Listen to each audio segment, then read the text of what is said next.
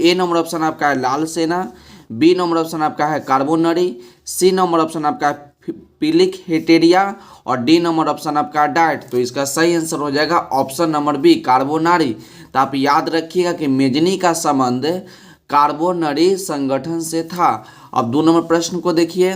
2 number प्रश्न आपका है कि रूस में जार का अर्थ क्या होता है? तो पीने का बर्तन, बी नंबर ऑप्शन आपका है पानी रखने का मिट्टी का पात्र मतलब भी आपका बर्तन होता है, सी नंबर ऑप्शन आपका है रूस का सामंत और डी नंबर ऑप्शन आपका है रूस का सम्राट। तो इसका सही आंसर हो जाएगा ऑप्शन नंबर डी रूस का सम्राट। तो रूस में जार का क्या अर्थ होता है? तो रूस का सम्राट होता है। अब 3 नंबर प्रश्न को देखिए।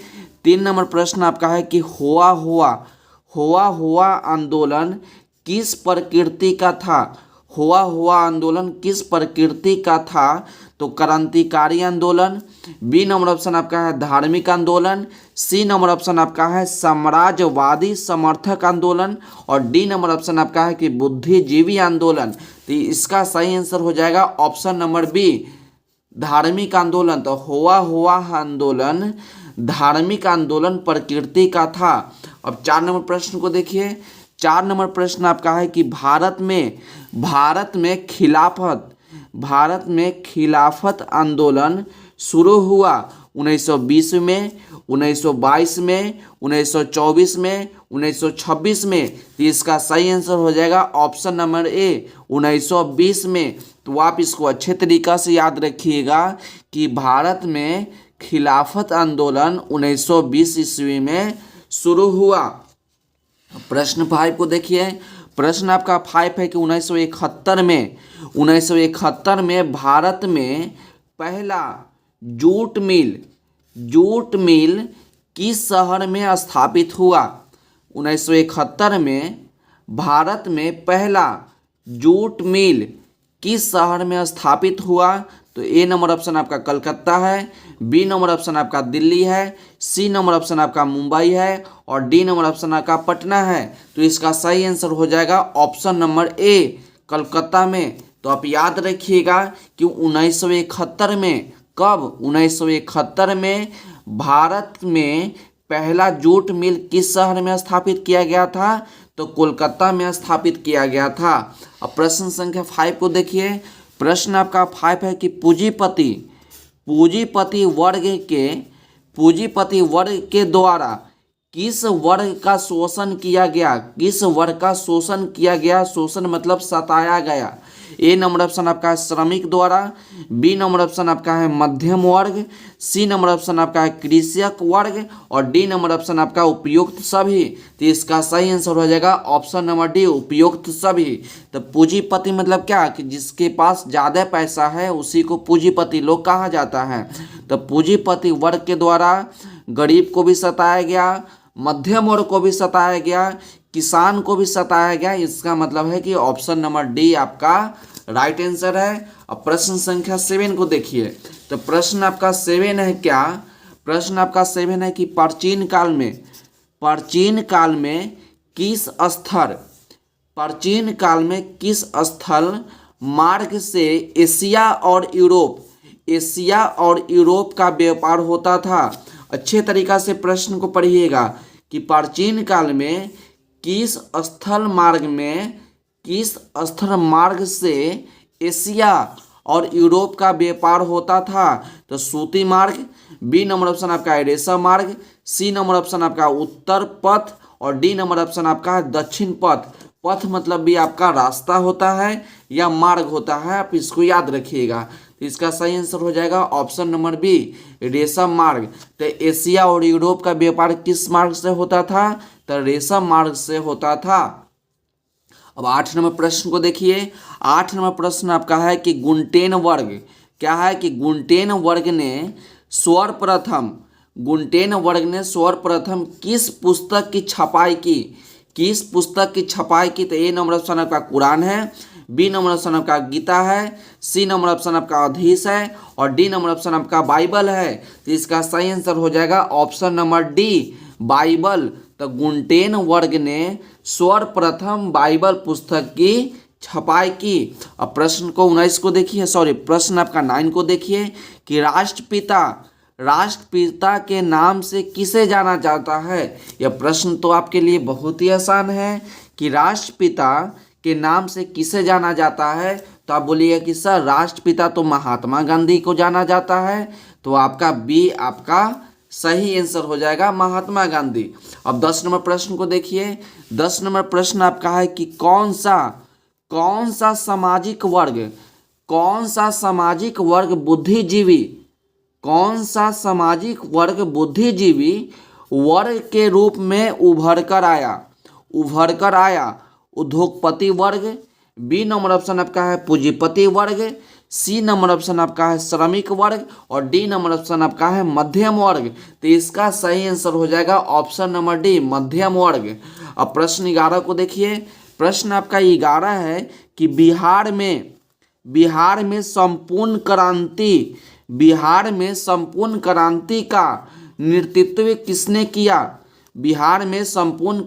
का नेतृत्व किसने किया। मोरारजी देसाई ने, बी नंबर ऑप्शन आपका है नीतीश कुमार ने, सी नंबर ऑप्शन आपका है इंदिरा गांधी ने और डी नंबर ऑप्शन आपका है जयप्रकाश नारायण ने। तो इसका सही आंसर हो जाएगा option number D, Jayaprakash Narayan ने। तो बिहार में संपूर्ण क्रांति का नेतृत्व किसने किया था, तो जयप्रकाश नारायण ने। तो जयप्रकाश नारायण के नाम से एक कॉलेज भी है जो कि आपका छपरा में है, याद रखिएगा। अब 12 नंबर प्रश्न को देखिए। 12 नंबर प्रश्न आपका है कि भारतीय समाचार पत्रों में मुक्तिदाता क्या है कि मुक्तिदाता के रूप में भारत का कौन सा गवर्नर जनरल विख्यात है। तो ए नंबर ऑप्शन आपका है लिटन, बी नंबर ऑप्शन आपका है वेलेस्ली, सी नंबर ऑप्शन आपका है विलियम बेंटिक और डी नंबर ऑप्शन आपका है चार्ल्स मेटकाफ। तो इसका सही आंसर हो जाएगा option number D, Charles Metcalfe is the right answer. अब प्रश्न संख्या 13 को देखते हैं। प्रश्न 13 आपका है कि टीपू सुल्तान शासक थे। तो ए नंबर ऑप्शन है मैसूर का, बी नंबर ऑप्शन है शिमला का, सी नंबर ऑप्शन है कश्मीर का और डी नंबर ऑप्शन आपका कोई नहीं। तो आप इसको अच्छे तरीका से याद रखिएगा कि टीपू सुल्तान जो थे मैसूर के शासक थे। तो इसका option number A is the right answer. अब 14 नंबर प्रश्न को देखिए। 14 नंबर प्रश्न आपका है कि जालियांवाला बाग हत्याकांड कब हुआ। जालियांवाला बाग हत्याकांड कब हुआ। 13 अप्रैल 1919 को, 14 अप्रैल 1919 को, 15 अप्रैल 1919 को और डी नंबर ऑप्शन आपका है 16 अप्रैल 1919 को। तो आप याद रखिएगा कि जालियांवाला बाग हत्याकांड 13 अप्रैल 1919 को हुआ था। 13 अप्रैल 1919 को हुआ था। तो ए इज द राइट आंसर। अब 15 नंबर प्रश्न को देखिए। 15 नंबर प्रश्न आपका है कि नमक कानून तोड़ने के लिए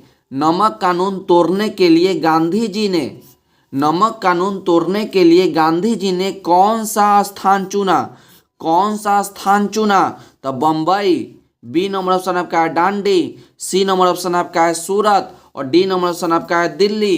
तो आप याद रखिएगा कि नमक कानून तोड़ने के लिए गांधी जी ने डांडी स्थान का नाम है जिसको चुना था। तो B is the right answer. अब 16 नंबर प्रश्न को देखिए। 16 नंबर प्रश्न आपका है कि बंगाल का विभाजन कब हुआ। ए नंबर ऑप्शन आपका 1855 में, बी नंबर ऑप्शन आपका 1857 में, सी नंबर ऑप्शन आपका 1905 में और डी नंबर ऑप्शन आपका है 1911 में। तो आप याद रखिएगा कि बंगाल का विभाजन 1905 में किया गया था। बंगाल का विभाजन 1905 में किया गया था। तो सी इज द राइट आंसर। अब 17 नंबर प्रश्न को देखिए। 17 नंबर प्रश्न आपका है कि कार्ल मार्क्स की पुस्तक का क्या नाम है। कार्ल मार्क्स की पुस्तक का क्या नाम है। तो युद्ध और शांति। बी नंबर ऑप्शन आपका है Das Kapital, C number option आपका है कम्युनिस्ट मैनिफेस्टो और डी नंबर ऑप्शन आपका है बी और सी दोनों। तो आप याद रखिएगा कि बी और सी दोनों इज द राइट आंसर, मतलब कि डी आपका जो है सही आंसर है। तो आप याद रखिएगा कि कार्ल मार्क्स की पुस्तक जो है दास कैपिटल भी है, कार्ल मार्क्स की पुस्तक का नाम दास कैपिटल भी है और कम्युनिस्ट मैनिफेस्टो भी है, मतलब कि बी और सी आपका दोनों आपका सही आंसर है। अब 18 नंबर देखिए, 18 नंबर प्रश्न आपका है कि किसने कहा कि मुद्रण ईश्वर की दी हुई महानतम देन है। प्रश्न को अच्छे तरीका से पढ़िएगा कि किसने कहा कि मुद्रण ईश्वर की दी हुई महानतम देन है, सबसे बड़ा तोहफा है। ए नंबर ऑप्शन आपका Mahatma Gandhi, B number option आपका है मार्टिन लूथर, सी नंबर आपका है मोहम्मद पैगंबर और डी नंबर ऑप्शन आपका है ईसा मसीह। तो आप याद रखिएगा कि इसका सही आंसर हो जाएगा option number B Martin Luther. तो मार्टिन लूथर ने क्या कहा कि मुद्रण जो है ईश्वर की दी गई महानतम देन है, सबसे बड़ा तोहफा है। किसने कहा? तो मार्टिन लूथर ने कहा। अब 19 नंबर प्रश्न को देखिए। तो 19 नंबर प्रश्न आपका है कि इटली और जर्मनी के एकीकरण के विरुद्ध निम्न में से कौन था? ए नंबर ऑप्शन आपका इंग्लैंड, बी नंबर ऑप्शन आपका रूस, सी नंबर ऑप्शन आपका ऑस्ट्रिया और डी नंबर ऑप्शन आपका है प्रसा। तो आप याद रखिएगा कि इटली और एकीकरण के विरोध में कौन था? तो ऑस्ट्रिया था। तो सी इज द राइट आंसर। अब 20 नंबर प्रश्न को देखिए। 20 नंबर प्रश्न आपका है कि जर्मनी के एकीकरण का प्रमुख वास्तुकार कौन था? मेजनी, बी नंबर ऑप्शन आपका गैरीबाल्डी, सी नंबर ऑप्शन आपका लेनिन और डी नंबर ऑप्शन आपका है बिस्मार्क। तो आप याद रखिएगा कि जर्मनी के एकीकरण का प्रमुख वास्तुकार जो था बिस्मार्क था। तो D is the right answer. अब 21 नंबर प्रश्न को देखिए। 21 नंबर प्रश्न आपका है कि निम्नलिखित में कौन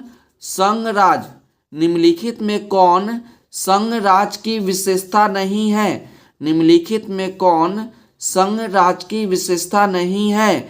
लिखित संविधान, बी नंबर ऑप्शन आपका है शक्तियों का विभाजन, सी नंबर ऑप्शन आपका इकहरी शासन व्यवस्था और डी नंबर ऑप्शन आपका है सर्वोच्च न्यायालय। तो आप याद रखिएगा कि यहाँ पर निगेटिव प्रश्न पूछा है, नहीं का नहीं वाला ही आंसर होगा।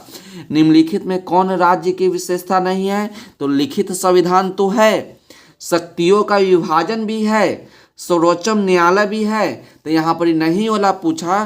तो ये इकहरी शासन व्यवस्था जो है आपका संघ राज का विशेषता नहीं है। तो सी आपका सही आंसर हो जाएगा। अब 22 नंबर प्रश्न को देखिए। 22 नंबर प्रश्न आपका है कि इनमें से कौन सी एक बात लोकतांत्रिक व्यवस्थाओं के अनुरूप नहीं है? तो यहाँ पर भी आपका नहीं वाला प्रश्न पूछा। तो कानून के समझ समानता, बी नंबर ऑप्शन आपका है स्वतंत्र एवं निष्पक्ष चुनाव, उत्तरदायी शासन व्यवस्था और बहुसंख्यकों का शासन। तो आप याद रखिएगा कि लोकतांत्रिक व्यवस्था जो है कानून के समझ समानता भी करता है, स्वतंत्र और निष्पक्ष चुनाव भी कराता है, उत्तरदायी शासन व्यवस्था भी कराता है, लेकिन बहुसंख्यकों का शासन नहीं कराता है। तो बहुसंख्यक का मतलब क्या? कि जिस जाति का संख्या ज़्यादा होगा वो शासन करेगा। क्या ये नियम है? तो नहीं है। तो आपका डी आपका सही आंसर हो जाएगा, क्योंकि यहाँ पर ये आपका नहीं पूछा है। तो डी आपका सही आंसर हो जाएगा। अब 23 नंबर प्रश्न को देखिए। 23 नंबर प्रश्न आपका है कि भारत एक लोकतांत्रिक राज्य है। ये तो बात सही है कि भारत एक लोकतांत्रिक राज्य है। निम्नलिखित में से किसने यह घोषणा किया था? भारत एक लोकतांत्रिक राज्य है, लेकिन यह घोषणा किसने किया था? तो प्रस्तावना, यह घोषणा की गई थी। प्रस्तावना, बी नंबर ऑप्शन का पाठ, सी नंबर ऑप्शन आपका है कानूनी पुस्तक और डी नंबर ऑप्शन आपका है नागरिक शास्त्र। तो आप याद रखिएगा इसका ए नंबर ऑप्शन सही हो जाएगा, प्रस्तावना। अब 24 नंबर प्रश्न को देखिए। 24 नंबर प्रश्न आपका है कि किस लोकसभा चुनाव के बाद महिलाओं की भागीदारी, किस लोकसभा चुनाव के बाद महिलाओं की भागीदारी 10%, कितना प्रतिशत, तो 10% से अधिक हो गई। तो 16वीं लोकसभा, 15वीं लोकसभा, 17वीं लोकसभा और 20वीं लोकसभा। तो याद रखिएगा कि 16वीं लोकसभा के बाद महिलाओं की भागीदारी 10% से अधिक हो गया था। अब प्रश्न नंबर 25 को देखते हैं। तो प्रश्न संख्या 25 आपका है, 25 आपका क्या है कि भारत में संघ एवं राज्यों के बीच अधिकारों का विभाजन मतलब क्या, बांट देना। विभाजन कितनी सूचियों में हुआ? भारत में संघ एवं राज्य के बीच अधिकारों का विभाजन कितनी सूचियों में हुआ? तो ए नंबर ऑप्शन आपका है 3, बी नंबर ऑप्शन आपका है 2, सी नंबर ऑप्शन आपका है 1 और डी नंबर ऑप्शन आपका है 4। तो आप याद रखिएगा कि भारत में संघ एवं राज्य के बीच अधिकारों का विभाजन 3 सूचियों में किया गया था। तो ए आपका सही आंसर हो जाएगा। अब 26 नंबर प्रश्न को देखिए। 26 नंबर प्रश्न आपका है कि वर्तमान में नेपाल की शासन प्रणाली क्या है? तो लोकतंत्र, राजतंत्र, सैनिक तंत्र, कोई नहीं। तो आप याद रखिएगा कि नेपाल में अभी जो शासन है लोकतांत्रिक शासन है। तो ए नंबर ऑप्शन आपका जो है सही हो जाएगा। अब 27 नंबर प्रश्न को देखिए। 27 नंबर प्रश्न आपका है कि राजनीतिक दलों की मान्यता और उसका चिन्ह किसके द्वारा प्रदान किया जाता है? ये प्रश्न जो है आपके लिए बहुत ही अच्छे प्रश्न है कि राजनीतिक दलों की मान्यता और उसका चिन्ह मतलब कि चुनाव चिन्ह किसके द्वारा प्रदान किया जाता है, मतलब कि किसके द्वारा दिया जाता है? तो राष्ट्रपति के द्वारा, प्रधानमंत्री के द्वारा, निर्वाचन आयोग के द्वारा, कोई नहीं। तो आप याद रखिएगा बउआ कि राजनीतिक दलों की मान्यता और चुनाव चिन्ह जो है निर्वाचन आयोग के द्वारा दिया जाता है। तो सी ऑप्शन आपका सही ऑप्शन होगा। अब 28 नंबर प्रश्न को देखिए। 28 नंबर प्रश्न आपका है कि निम्नलिखित में कौन राष्ट्रीय दल नहीं है? निम्नलिखित में कौन राष्ट्रीय दल नहीं है? तो भारतीय जनता पार्टी, राष्ट्रीय कांग्रेस पार्टी, बहुजन समाज पार्टी, राष्ट्रीय जनता दल। तो आप याद रखिएगा कि निम्नलिखित में से कौन राष्ट्रीय दल नहीं है? तो इसका ऑप्शन हो जाएगा डी, राष्ट्रीय जनता दल। अब 29 नंबर प्रश्न को देखिए। 29 नंबर प्रश्न आपका है कि भारत में गणतांत्रिक संविधान को कब अंगीकार किया? तो आप इसको डायरेक्ट याद रखिएगा कि भारत में गणतांत्रिक संविधान को 26 जनवरी 1950 को अंगीकार किया गया। अब प्रश्न संख्या 30 को देखेंगे जो कि आपका इस वीडियो का सबसे लास्ट प्रश्न होगा। तो 30 नंबर प्रश्न आपका है कि लोक जनशक्ति पार्टी का चुनाव चिन्ह क्या है? लालटेन, तीर, बंगला और साइकिल। तो याद रखिएगा कि लोक जनशक्ति पार्टी का चुनाव चिन्ह जो है आपका बंगला है। तो हमने 30 प्रश्न को बहुत ही अच्छे तरीका से सॉल्व किया। सामाजिक विज्ञान में आपका राजनीतिक शास्त्र, इतिहास और का प्रश्न इसमें मिला, 3 सब्जेक्ट का प्रश्न जो है इसमें मिला होता है। तो सभी प्रश्नों को आप अच्छे तरीका से याद कर लीजिएगा। तब तक पढ़ते रहिए और बढ़ते रहिए। मिलते हैं अगले वीडियो में।